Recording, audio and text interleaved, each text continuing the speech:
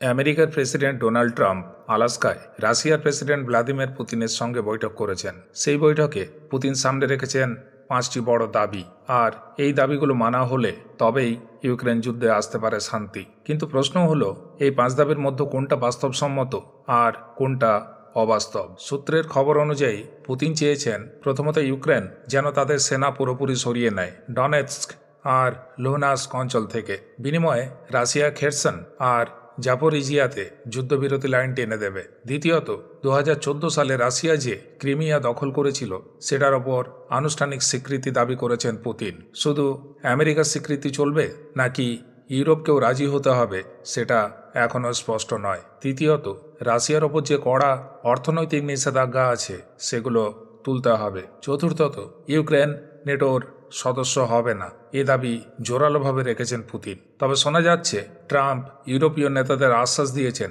নেটোতে না গেলেও ইউক্রেনের নিরাপত্তা নিয়ে বিকল্প ব্যবস্থা হতে পারে।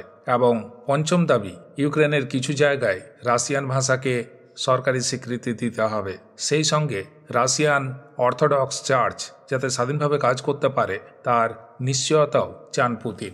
এখন প্রশ্ন, ইউক্রেনের প্রেসিডেন্ট ভ্লাদিমির জেলেনস্কি কি এই দাবিগুলো মেনে নেবেন? সোমবার তিনি যাচ্ছেন ওয়াশিংটনে ট্রাম্পের সঙ্গে দেখা করতে। তখনই শুরু হবে কড়া দর কষাকষি। ইউরোপও এই ব্যাপারে বড় ভূমিকা নেবে বলে মনে করা হচ্ছে।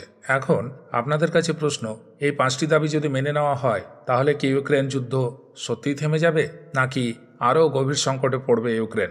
আপনারা কি মনে করেন? জেলেনস্কির কি করা উচিত? কমেন্টে অবশ্যই লিখে জানান।